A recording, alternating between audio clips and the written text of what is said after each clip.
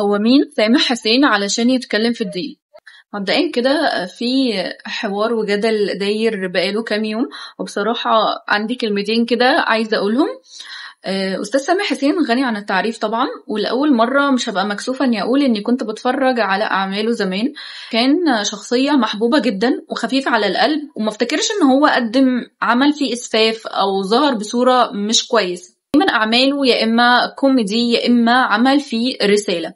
بس السنة دي بقى البني آدم الجميل ده قرر إن هو يخرج بره المألوف ويقدم محتوى لذيذ وخفيف على القلب، يرميلك فيه شوية نصايح ومواعظ دينية بأسلوب راقي وجميل، يحسسك إنه صاحبك اللي بتجري عليه لما الدنيا بيك تضيق، فيريح قلبك بجمال كلامه.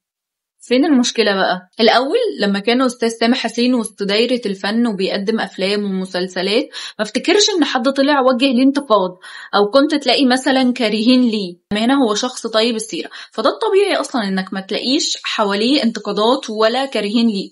إنما بمجرد إنه سلك طريق تاني ما سلمش من موجة الانتقادات والحكم عليه، لمجرد بس إن هو قرر يتكلم بالدين والموعظة. وللعلم ده ما بيحصلش مع الأستاذ سامح حسين بس على فكرة.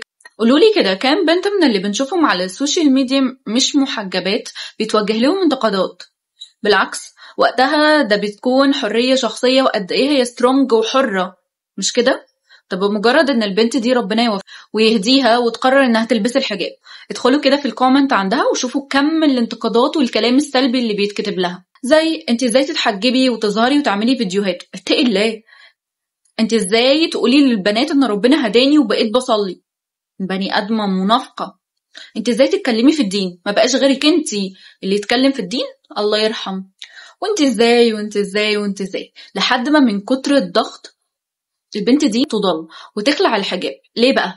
ما هي قعدت مع نفسها لقيت انها قبل ما كانت تتحجب كانت محبوبه جدا وكله بيمجد فيها وقد ايه هي انسانه جميله ومحترمه، شعرها بس محترم.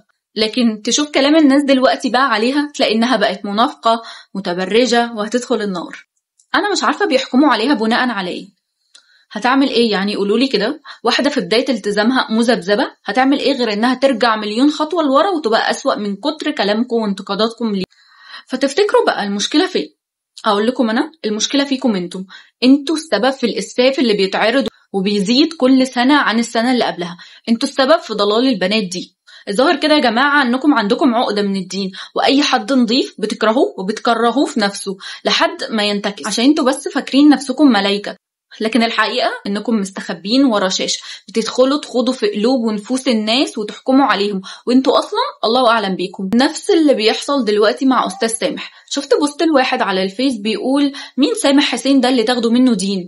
هو ايه ده؟ هو اي واحد مش لاقي مسلسل ولا فيلم يعمله يطلع يعمل لنا فيها داعية؟ وكلام كتير بقى من ده. انا بصراحة ما كنتش فاهمة هو البني ادم اللي قرر يكتب البوست الطويل العريض ده كلف نفسه انه يسمع حلقة من حلقات البرنامج كاملة ولا هو طالع يركب الموجة وخلاص؟ والحقيقة ان استاذ سامح حسين مش بيقدم برنامج ديني اطلاقا، ولا طلع قال انا هسمي البرنامج بتاعي الداعية سامح حسين.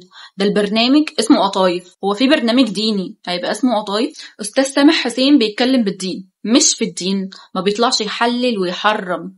وده لعلمكم يعني المفروض على كل مسلم يكون بيتكلم بالدين. امال هنتكلم بايه يا جماعه؟ هنتكلم بايه؟ هنتكلم بترندات التيك توك؟ حد هيجي يقولك انا واقع في مشكله مش عارفه اتصرف ازاي، هتفتح كتاب الترندات وتقول له الترند رقم كذا بيقولك هنتصرف ازاي؟ والله حتى لو الراجل ده اشتغل على نفسه ودرس، وانا اعتقد اصلا انه عنده علم، ما هو مفيش بني ادم عنده الملكة دي ما شاء الله عليه ما بيقرأش او ما عندوش علم كافي، فهنقبل وهنسمع. ولو قرر انه يقدم محتوى ديني انا اول الداعمين ليه، مادام ما بيقولش حاجة تخالف لا السنة ولا القرآن.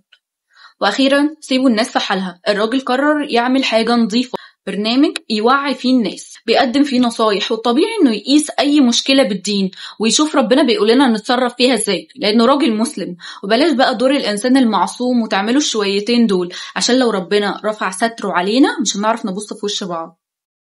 باي.